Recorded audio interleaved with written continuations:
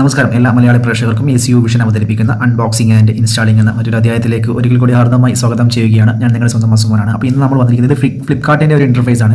അപ്പോൾ ഫ്ലിപ്കാർട്ടിൽ നമുക്ക് സെക്കൻഡ് ഹാൻഡ് ഫോണുകൾ വാങ്ങിക്കാൻ കഴിയും. അതായത് റീഫർബിഷ് ആയിട്ടുള്ള ഫോണുകൾ വാങ്ങിക്കാൻ കഴിയും, യൂസ്ഡ് പ്രൊഡക്റ്റുകൾ വാങ്ങിക്കാൻ കഴിയും. ഇപ്പോൾ സ്മാർട്ട് ഫോൺ അതേ ക്ലിയറിൽ അതേ പക്ക ക്വാളിറ്റിയിൽ തന്നെ നമുക്ക് എന്ത് ചെയ്യാം, ജസ്റ്റ് ഒന്ന് ഓപ്പൺ ചെയ്ത ഫോണുകൾ വില കുറച്ച് കിട്ടുകയാണെങ്കിൽ ലാഭമല്ലേ.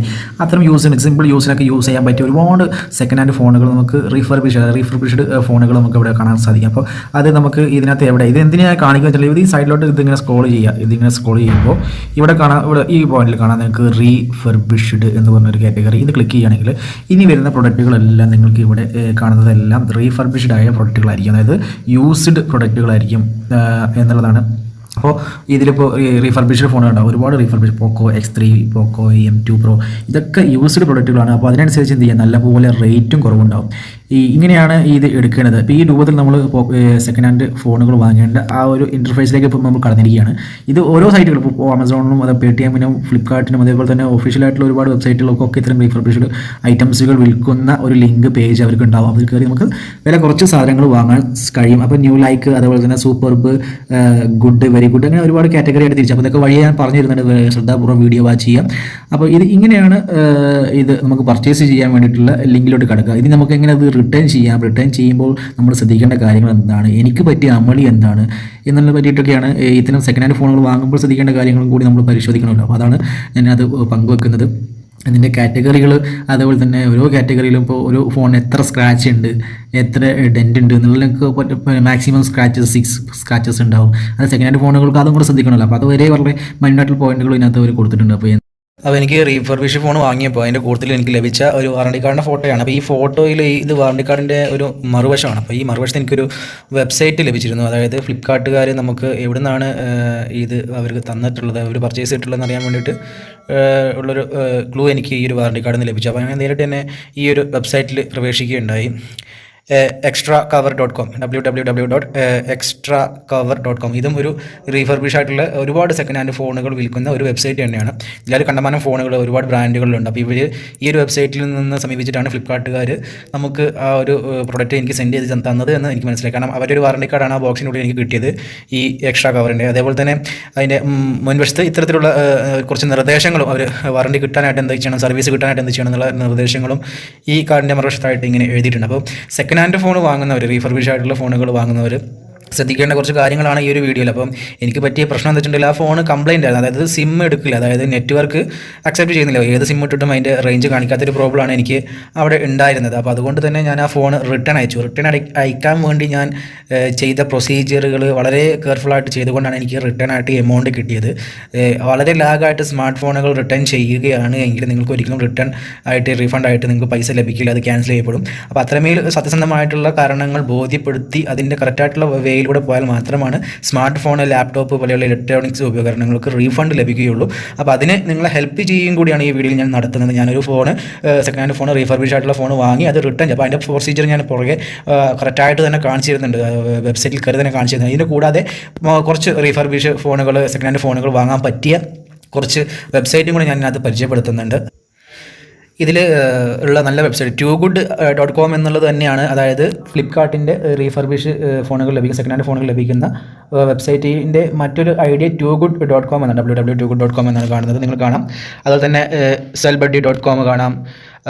അതേപോലെ തന്നെ kashfi.com, quicker.com, olx.com, ഇതിലെല്ലാം സെക്കൻഡ് ഹാൻഡ് ഫോണുകൾ നമുക്ക് ലഭിക്കും. അതിൻ്റെ ക്വാളിറ്റിക്ക് അനുസരിച്ച്, റീപ്ലേസ്മെൻറ്റ് അനുസരിച്ച്, അതിൻ്റെ റീഫണ്ട് കാര്യങ്ങൾ നമ്മൾ ചെക്ക് ചെയ്ത് അയച്ചാൽ പെട്ടെന്ന് തന്നെ റീഫണ്ട് ലഭിക്കും. അപ്പോൾ എനിക്ക് നിങ്ങളോട് പറയാനുള്ളത്, പേടിഎമ്മിൻ്റെ റീഫർബിഷ് ഫോണുകൾ സെയിൽ ചെയ്യുന്ന പേടിഎമ്മിൻ്റെ ആപ്പിൽ ഇതേപോലെ തന്നെ സെക്കൻഡ് ഹാൻഡ് ഫോണുകൾ ലഭിക്കുന്നുണ്ട്.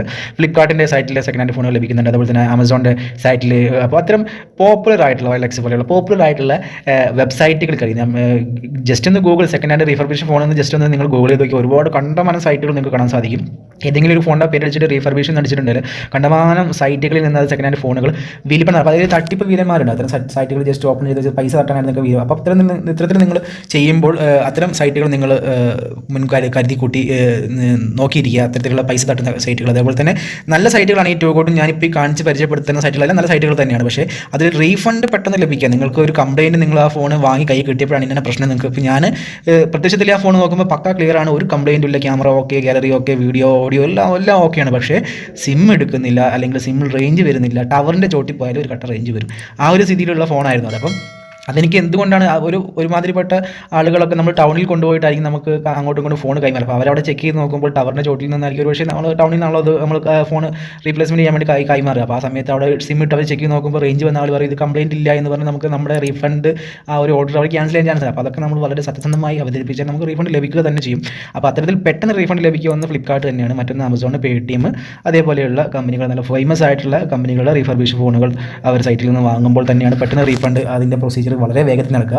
മറ്റുള്ള സൈറ്റുകളോ ക്വിക്കറോ അല്ലെങ്കിൽ ക്യാഷ്വിയോ അല്ലെങ്കിൽ ഇത്തരത്തിലുള്ള സൈറ്റുകൾ നിങ്ങൾ ചെയ്യുമ്പോൾ, ഇപ്പോൾ extracover.com ഒക്കെ ചെയ്യുമ്പോൾ കുറച്ച് പ്രൊസീജിയറുകൾ നമ്മൾ കുറച്ചുകൂടെ താണ്ടേണ്ടി വരും. അത്തരത്തിൽ ബോധ്യപ്പെടുത്താൻ കുറച്ച് ബുദ്ധിമുട്ടായി വന്നേക്കാം. പെട്ടെന്ന് നമുക്ക് റീപ്ലേസ്മെൻറ്റ് കിട്ടില്ല, അല്ലെങ്കിൽ അതിന് കുറച്ച് ഡിലേ വരാം. കാരണം അത്തരം സൈറ്റുകൾ ഞാൻ സമീപിച്ചില്ല. കാരണം റീഫണ്ട് അല്ലെങ്കിൽ റീപ്ലേസ്മെൻറ്റ് നമുക്ക് പക്കാ തരുന്നതിൽ എനിക്ക് അത്തരത്തിൽ ഉറപ്പില്ലാത്തതുകൊണ്ട് ഞാൻ അത്തരം സൈറ്റുകൾ സമീപിക്കാൻ പോയില്ല. അതുകൊണ്ട് തന്നെ ഒഫീഷ്യൽ സൈറ്റുകൾ തന്നെ ഫ്ലിപ്കാർട്ടിൻ്റെ, ആമസോണിൻ്റെ, അല്ലെങ്കിൽ പേടിഎമ്മിൻ്റെ ഒക്കെ ഒഫീഷ്യൽ സൈറ്റുകൾ തന്നെ, പേടിഎമ്മിന് തന്നെ പേടിഎം ആൾ എന്ന് പറഞ്ഞിട്ടുള്ള ഒരു സബ് കാറ്റഗറി തന്നെയാണ്. യൂസ്ഡ് ഫോൺസിനായിട്ടുള്ള വലിയ റീഫർബിഷ്ഡ് ഫോണുകൾ തന്നെ വിൽപ്പന നടത്തുന്ന കാറ്റഗറി തന്നെ പേടിഎമ്മിനുണ്ട്. അപ്പോൾ എല്ലാ സൈറ്റുകളും ഒഫീഷ്യലായിട്ടുള്ളതൊക്കെ നമുക്ക് ഇത്തരത്തിലുള്ള കറക്റ്റ് പ്രൊസീജിയർ നീങ്ങാണ് നമുക്ക് റീഫണ്ട് തീർച്ചയായിട്ടും ലഭിക്കുന്നുണ്ട്.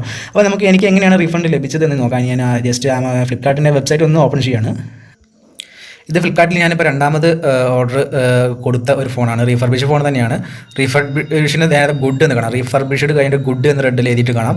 അത് എന്തിനാണെന്നുള്ളത് ഞാൻ പറഞ്ഞു തരാം. ഇവിടെ നോക്കുക, refurbished Samsung Galaxy M20 ocean blue 32 GB and 3 GB Ram വരുന്ന ഒരു സാംസങ്ങിൻ്റെ ഒരു ബ്ലൂ വരുന്ന നിറത്തിലുള്ള അടിപൊളി ഫോൺ തന്നെയാണ്. അപ്പോൾ ഇതിൽ നിങ്ങൾ നോക്കുകയാണെങ്കിൽ റീഫർബിഷ്ഡ് ഗുഡ് എന്നൊരു ഒരു റേറ്റിംഗ് കൊടുത്തതാണ്. അപ്പോൾ ഇതെന്താണെന്ന് ഞാൻ പറഞ്ഞുതരാം.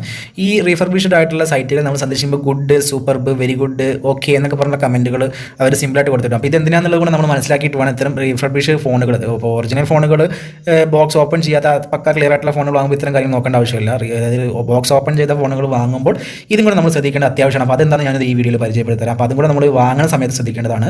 അതായത് ഓരോ ഫോണുകളുടെയും ക്വാളിറ്റിക്ക് അനുസരിച്ച് അവർ റേറ്റുകൾ വ്യത്യാസപ്പെടുത്തുക തന്നെയാണ്. അപ്പോൾ ഞാൻ അത് വിഷ്വലി കാണിച്ചു തരാം. ഇത്തരം കാറ്റഗറിയിൽ ഉൾപ്പെടുത്തിയിട്ടാണ് നമ്മൾ വാങ്ങുന്ന ഫോണിൻ്റെ ക്വാളിറ്റി അവർ തരം തിരിച്ചിരിക്കുന്നത്. ഏറ്റവും ലോയിൽ കിടക്കുന്ന ഒരു റീഫർബിഷ്ഡ് ക്വാളിറ്റി ഓക്കെ എന്നുള്ളതാണ്, വെറും ഒരു ലവ് ചിഹ്നം മാത്രം. അത് കഴിഞ്ഞിട്ടാണ് പിന്നെ ഗുഡ് എന്ന ക്വാളിറ്റി വരുന്നത്. അത് കഴിഞ്ഞ് വെരി ഗുഡ് വരുന്നുണ്ട്. അത് കഴിഞ്ഞിട്ടാണ് സൂപ്പർബ് വരുന്നത്. അതിന് ന്യൂ ലൈക്ക്. അതിൽ ഏറ്റവും മോശം കാറ്റഗറിയാണ് ഓക്കെ. അത് നമ്മൾ റീഫർബിഷ്ഡ് ഫോൺ വാങ്ങണം, അതിൻ്റെ ഇടയിൽ ഏതെങ്കിലും ഒരു നെയിം അവർ മെൻഷൻ ചെയ്തിട്ടുണ്ടാവും, ഏതെങ്കിലും ഒരു കാറ്റഗറിയിൽ ഉൾപ്പെടുത്തിയിട്ടുണ്ടാവും. ഒന്നെങ്കിൽ ഗുഡ് ആയിരിക്കാം, അല്ലെങ്കിൽ വെരി ഗുഡ് ആയിരിക്കാം, അല്ലെങ്കിൽ സൂപ്പർബ് ആയിരിക്കാം, അല്ലെങ്കിൽ ലൈക്ക് ന്യൂ ആയിരിക്കാം. ഈ ഇത്തരം കാറ്റഗറിയിൽ ഉൾപ്പെടുത്തുന്ന നമ്മൾ വളരെ ഏറ്റവും മുന്തിയ പ്യുവർ ആയിട്ടുള്ള ക്വാളിറ്റി എന്ന് പറയുന്നത് ലൈക്ക് ന്യൂ എന്നാണ്. അതിൻ്റെ അർത്ഥം എന്ന് വെച്ചാൽ ലൈക്ക് ന്യൂ കാറ്റഗറിയിൽ പെടുന്ന റീഫർബിഷ്ഡ് ഫോണുകൾ നിങ്ങൾ പർച്ചേസ് ചെയ്യുകയാണെങ്കിൽ അത് ജസ്റ്റ് അതിൻ്റെ ബോക്സ് മാത്രം ഒന്ന് ഓപ്പൺ ചെയ്തിട്ട് മാത്രമേ ഉണ്ടാവുള്ളൂ എന്നാണ് കമ്പനി പറയുന്നത്. അതായത് പുതിയ ഫോൺ അവർ കയ്യിലെടുത്ത് ജസ്റ്റ് ഒന്ന് ബോക്സ് ഓപ്പൺ ചെയ്തിട്ട് മാത്രമേ ഉണ്ടാവുള്ളൂ, വേറെ ഒന്നും അവർ ചെയ്തിട്ടുണ്ടാവില്ല. അത്രയ്ക്കും പുതിയ ഫോണാണ് ലൈക്ക് ന്യൂവിൽ വരിക. സൂപ്പർബിൽ വരെ ഫോൺ ജസ്റ്റ് ഒന്ന് ഓപ്പൺ ചെയ്ത് അത് ഒന്ന് ഓൺ ചെയ്ത് അത്തരം കാര്യങ്ങളൊക്കെ ചെയ്തിട്ടുണ്ടാകും എന്നുള്ളത്, ജസ്റ്റ് ഒന്ന് യൂസ് ചെയ്തിട്ടുണ്ടാവും എന്ന് പറയാം. പിന്നെ വെരി ഗുഡിലോട്ട് വരുമ്പോൾ ആ ഫോൺ യൂസ് ചെയ്തിട്ടുണ്ടാകും, അതിനകത്ത് സ്ക്രാച്ചുകൾ കാണാൻ വിസിബിൾ അല്ലാത്ത സ്ക്രാച്ചുകൾ ആ ഫോണിൻ്റെ മുകളിൽ ഉണ്ടാവും എന്നാണ് പറയുന്നത്. ഗുഡിൽ വരുമ്പോൾ വിസിബിൾ ആയ സ്ക്രാച്ചുകൾ ഉണ്ടാകും, കുറേ കാലം യൂസ് ചെയ്തിട്ടുണ്ടാവും. വാറണ്ടി പീരീഡ് 6 മാസത്തേക്ക് ചുരുങ്ങും. ബാക്കിയുള്ളൊക്കെ 1 വർഷം ഉണ്ടെങ്കിൽ വാറണ്ടി പീരീഡ് 6 മാസത്തേക്ക് ചുരുങ്ങും എന്നാണ് അവർ പറയുന്നത്. ഓക്കെ എന്ന് പറഞ്ഞാൽ ഏറ്റവും താഴത്ത് ഒരുപാട് കാലം യൂസ് ചെയ്തൊരു ഫോണായിരിക്കും. സെക്കൻഡ് ഹാൻഡ് ഫോൺ എന്ന് തന്നെ പറയാം. ആ ഒരു ലെവലിൽ ചണ്ടിയായിട്ടുള്ളൊരു ഫോൺ, അല്ല ചണ്ടി എന്ന് പറയാൻ കഴിയില്ല, എന്നാലും അവരുടെ ടെക്നീഷ്യന്മാർ അതായത് പ്രൂവ് ചെയ്ത്, അതായത് അതിൻ്റെ ക്വാളിറ്റി പ്രൂവ് ചെയ്തിട്ട് അവർ സെയിൽ ചെയ്യുക. പെട്ടെന്ന് അങ്ങനെ മോശം ഫോണൊന്നും സെല് ചെയ്യാറില്ല, അത് പ്രൂവ് ചെയ്യുന്നതായിരിക്കും ഓക്കെ എന്ന്. അപ്പോൾ ഇതാണ് നമ്മൾ വാങ്ങുമ്പോൾ ശ്രദ്ധിക്കേണ്ടത്. അപ്പോൾ മിനിമം നിങ്ങളൊരു സൂപ്പർബ് അല്ലെ ആയിട്ടുള്ള കാറ്റഗറിയിൽ പെടുന്ന ഫോണെങ്കിലും വാങ്ങാനായിട്ട് ശ്രദ്ധിക്കുക. ഞാൻ ഗുഡും വെരി ഗുഡും വാങ്ങിയിട്ടുണ്ട്. അപ്പോൾ എനിക്ക് അത്ര വലിയ പ്രശ്നം. അപ്പോൾ നിങ്ങൾ ഒന്നുകൂടെ നന്നായി സൂപ്പർബ് ആകുന്നത് എനിക്ക് തോന്നുന്നു. എൻ്റെ ഒരു ഒപ്പീനിയൻ മാത്രമാണ്. നിങ്ങൾ വാങ്ങി യൂസ് ചെയ്ത് നോക്കുക. ഓക്കെ, ഞാൻ ഫ്ലിപ്കാർട്ടിൻ്റെ വെബ്സൈറ്റിൽ ലോഗിൻ ചെയ്തിട്ടുണ്ട്. അപ്പോൾ ഫ്ലിപ്കാർട്ടിൽ നമുക്ക് ഇങ്ങനെ കാണാൻ കഴിയും. അപ്പോൾ നമ്മുടെ യൂസർ, ഇപ്പോൾ നമുക്ക് ഇവിടെ ഒരു യൂസർ കാണാം. ഈ ഒരു യൂസർ കൊടുത്ത ഫോൺ അവർ റിട്ടേൺ ചെയ്തിട്ടുണ്ട്. അപ്പോൾ ആ ഒരു യൂസറിൻ്റെ ഓർഡേഴ്സ് എന്ന് പറഞ്ഞ കാറ്റഗറിയിൽ ചെയ്യുകയാണ്. അപ്പോൾ ഈ ഒരു ഓർഡേഴ്സ് എടുത്ത് നോക്കുകയാണെങ്കിൽ ഇവിടെ ഒരുപാട് ഐറ്റംസ് അവർ പർച്ചേസ്. അപ്പോൾ ഈ കഴിഞ്ഞ ദിവസം അദ്ദേഹം പർച്ചേസ് ചെയ്ത ഫോണാണ് മോട്ടറോള E7 പവർ. അപ്പോൾ ഞാൻ പറഞ്ഞു ഈ കാരണത്താൽ അവർ റിഫണ്ട് ചെയ്തിരുന്നു എന്നാണ്. അപ്പോൾ അതിൻ്റെ പ്രൊസീജിയർ എന്തൊക്കെയാണ് എന്നാണ്. അതിന് ശേഷം അദ്ദേഹം വേറൊരു ഫോൺ പർച്ചേസ് ചെയ്തതായിട്ട് ഇവിടെ കാണുന്നുണ്ട്, സാംസങ് ഗാലക്സി. അപ്പോൾ അതിൻ്റെ വിഷ്വലും ഞാൻ അതിനകത്ത് എടുത്ത് കാണിച്ചിരുന്നു. അത് ഞാൻ ഓർഡർ ചെയ്ത ഫോണിൻ്റെ ഡീറ്റെയിൽസ് ഇവിടെ കാണിച്ചില്ല. അപ്പോൾ ഓർഡർ ഇവിടെ പ്ലേസ് ആയത് നിങ്ങൾക്ക് കാണാൻ സാധിക്കും. ഓക്കെ, ഇത് ഇദ്ദേഹത്തിൻ്റെ വേറൊരു അഡ്രസ്സിലേക്ക് പോയിട്ടുണ്ട്. അപ്പോൾ ഈ ഒരു രൂപത്തിലാണ് അത് ഓർഡർ പ്ലേസ് ആയിട്ടുള്ളത്. അപ്പോൾ ഇത്തരത്തിൽ ഒരുപാട് കാര്യങ്ങൾ ഇതിനകത്തുണ്ട്. അപ്പോൾ ഇതിനകത്ത് നമുക്ക് എങ്ങനെയാണ് ഞാൻ ആ ഒരു ഓർഡർ റീഫണ്ട് ചെയ്തത്, അതായത് കംപ്ലയിൻറ്റ് പുരോഗപ്പെടുത്തി അതിന് ശേഷം എങ്ങനെയാണ് അത് റീഫണ്ട് ചെയ്യാനുള്ള, അപ്പോൾ ഞാനിവിടെ നോക്കുക റീഫണ്ട് അക്സെപ്റ്റഡ് എന്നുള്ള ഇവിടെ കാണാൻ സാധിക്കും. അപ്പോൾ ഞാൻ ജസ്റ്റ് ക്ലിക്ക് ചെയ്ത് കാണിച്ചു തരാം.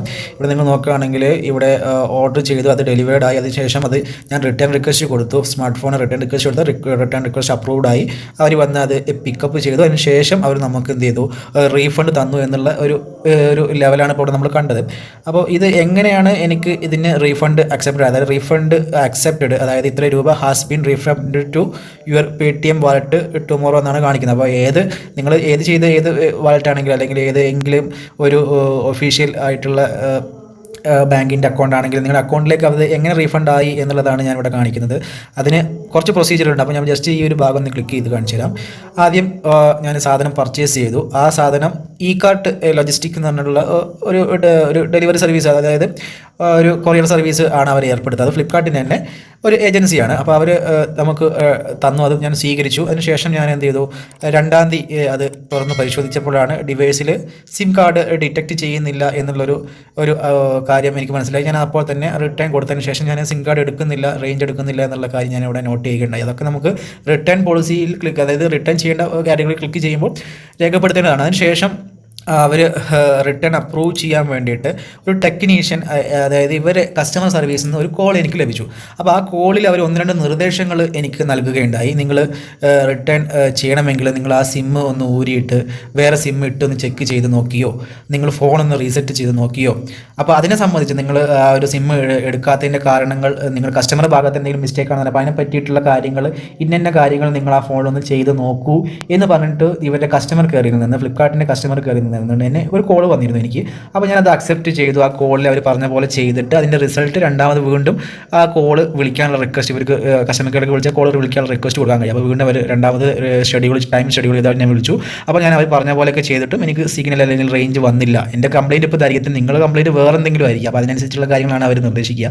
അപ്പോൾ എൻ്റെത് സിമ്മിൽ റേഞ്ച് എടുക്കുന്നില്ല. അപ്പോൾ എടുക്കുന്നില്ല, ഞാൻ ചെക്ക് ചെയ്ത് രണ്ടാമത് വിളിച്ച് റിപ്പോർട്ട് ചെയ്തപ്പോൾ അവർ പിന്നെ അവർ എന്ത് ചെയ്തു, അവർ ടെക്നീഷ്യൻ, അവർ ഈ ഫ്ലിപ്കാർട്ടിൻ്റെ ഒരു ഒഫീഷ്യൽ ടെക്നീഷ്യൻ നിങ്ങൾക്ക് നിങ്ങൾ ഡെലിവർ ആയിട്ടുള്ള ആ അഡ്രസ്സിൽ, നിങ്ങൾ എവിടെ നിന്നാണോ ഏത് അഡ്രസ്സിലേക്കാണോ നിങ്ങൾ ഈ ഒരു ഐറ്റംസ് അവർ അയച്ചിട്ടുള്ളത്, ആ അഡ്രസ്സിലേക്ക് ഞങ്ങൾ ഒരു ടെക്നീഷ്യനെ വിടുമെന്ന് അവർ പറഞ്ഞു. അപ്പം ടെക്നീഷ്യന് വേണ്ടിയിട്ട് അവർ ആ ഒരു പ്രശ്നം, ആ ഒരു പ്രോബ്ലം അവർ ആ കേസ് അവർ എന്ത് ചെയ്യും, ടെക്നീഷ്യനിലേക്ക് ട്രാൻസ്ഫർ ചെയ്യുകയാണ് ചെയ്തത്. അപ്പോൾ അത് അവിടെയാണ് റിട്ടേൺ അപ്രൂവ് ആയത്. അതായത് 3-ാം തീയതി ടെക്നീഷ്യനിലേക്ക് ആ ഒരു നിർദ്ദേശം വരികയും ടെക്നീഷ്യൻ എൻ്റെ അടുത്തുള്ള പ്ലേസിൽ ഞാൻ കൊടുത്ത അഡ്രസ്സിൽ അവർ വരികയും ഞാൻ അവരിലേക്ക് ഈ ഫോൺ ഹാജരാക്കുകയും ചെയ്തു. അപ്പോൾ അവർ ഈ പറഞ്ഞ പോലെ തന്നെ ടെക്നീഷ്യൻ ഡീപ്പായിട്ട് അതൊന്ന് പരിശോധിച്ചു. അദ്ദേഹത്തിൻ്റെ കയ്യിലുള്ള സിമ്മൊക്കെ ഇട്ട് നോക്കി. അപ്പോഴും ഇതേപോലെ തന്നെ സിമ്മിൽ റേഞ്ച് എടുക്കുന്നില്ല എന്ന് ആ ടെക്നീഷ്യന് ബോധ്യപ്പെട്ടു. ആ ബോധ്യപ്പെട്ട കാര്യം അവരെന്ത് ചെയ്തു, ആ ടെക്നീഷ്യൻ ഈ കമ്പനിയിലോട്ട് മെയിൽ കൊടുത്തു, അതിന് റിപ്പോർട്ട് അയച്ചു. അതിനുശേഷമാണ് റിട്ടേൺ അപ്രൂവ്ഡ് ആയിട്ടുള്ളത്.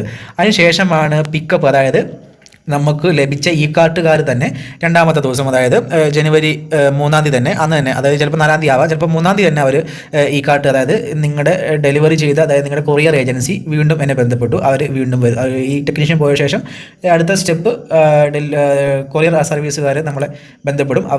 നമ്മൾ ഒരു അഡ്രസ്സിൽ വന്നിട്ട് അവർ ഇത് പിക്ക് ചെയ്യുക എന്നുള്ളത്, പിക്കപ്പ് ചെയ്യുക എന്നുള്ളതാണ്. അപ്പോൾ നമ്മൾ രണ്ടാമത് എന്ത് ചെയ്തു, അവർ ഈ ടെക്നീഷ്യൻ അപ്രൂവ് കൊടുത്ത ശേഷമാണ് എനിക്ക് ഈ കാർട്ടുകാർ അല്ലെങ്കിൽ നമ്മുടെ കൊറിയർ ഏജൻസി നമ്മളെ ബന്ധപ്പെട്ടത്. അപ്പോൾ അവർ ഇന്ന സ്ഥലത്ത് ആ ഒരു അഡ്രസ്സിൽ വന്നു നിന്നു. ഞാൻ അവരിലേക്ക് ഈ ഫോൺ കൊടുത്തു. അവർ ആ ഫോണ് പിക്ക് ചെയ്തു അല്ലെങ്കിൽ പിക്കപ്പ് ആക്കി എന്നുള്ള കൺഫർമേഷൻ ഫ്ലിപ്കാർട്ടിന് അവർ കൊടുത്തു. അതിനുശേഷമാണ് എനിക്ക് റീഫണ്ട് എന്നുള്ള ഈ ഒരു പ്രൊസസ്സർ, റീഫണ്ട് എന്നുള്ളത് എനിക്ക് അവൈലബിൾ ആയി, എനിക്ക് റീഫണ്ടിലേക്ക് എത്തിപ്പെടാൻ കഴിഞ്ഞത്. ഇത്തരം പ്രൊസീജിയറുകളാണ് ഇതിൽ. അപ്പോൾ ഇലക്ട്രോണിക്സ് ആയിട്ടുള്ള ഐറ്റംസ് വാങ്ങുന്നവർ പ്രത്യേകം ശ്രദ്ധിക്കുക. ഇലക്ട്രോണിക്സ് ആയിട്ടുള്ള ഐറ്റംസ് വാങ്ങുമ്പോൾ, ഇപ്പോൾ ലാപ്ടോപ്പ്, മൊബൈൽ ഫോണ്, ഇതൊക്കെ തക്കതായ കാരണങ്ങൾ ബോധിപ്പിച്ചാൽ മാത്രമേ നമുക്ക് റീഫണ്ട് അല്ലെങ്കിൽ റീപ്ലേസിങ് ലഭിക്കുകയുള്ളൂ. ഇപ്പം നിറം കൊണ്ട് നിങ്ങൾക്ക് അത് ഇഷ്ടപ്പെട്ടില്ല, അല്ലെങ്കിൽ അതിൻ്റെ ജസ്റ്റ് അതിനൊരു കളർ മങ്ങിയതാണ്, അങ്ങനത്തെ നിസ്സാര കേസുകളൊക്കെ നമുക്ക് ഇതേപോലെ ഫോണ്, അതേപോലെ തന്നെ ലാപ്ടോപ്പ് പോലെ ഇലക്ട്രോണിക്സ് ഗാഡ്ജറ്റുകൾ നമുക്ക് റീപ്ലേസ് ചെയ്യാൻ കഴിയില്ല. അതിന് പ്രോപ്പറായിട്ടുള്ള ഒരു കാരണം നിർബന്ധമായും വേണമെങ്കിൽ മാത്രമാണ് ഇത്തരം സാധനങ്ങൾ നമുക്ക് റീഫണ്ട് ലഭിക്കുകയുള്ളൂ എന്നുള്ളതാണ് ഈ വീഡിയോയിൽ ഞാൻ നിങ്ങളെ ബോധ്യപ്പെടുത്തുന്നത്. ചെയ്യപ്പെടുന്നത്. അപ്പോൾ നിങ്ങൾ ഒരു ലാഘവത്തോടു കൂടി ഇലക്ട്രോണിക്സ് ഐറ്റംസുകൾ ഓൺലൈൻ മാർക്കറ്റിംഗ് പർച്ചേസ് ചെയ്ത് പിന്നെ നിറം മാറ്റിയെടുക്കാൻ വേണ്ടി റിപ്പോർട്ട് ചെയ്ത് അതിന് റിട്ടേൺ വെച്ചിട്ടുണ്ട്, അത്തരം കാര്യങ്ങളൊക്കെ ക്യാൻസലായി പോകുമെന്നുള്ള 100% ഉറപ്പാണ്. അപ്പോൾ അത് പ്രത്യേകം ശ്രദ്ധിക്കുക.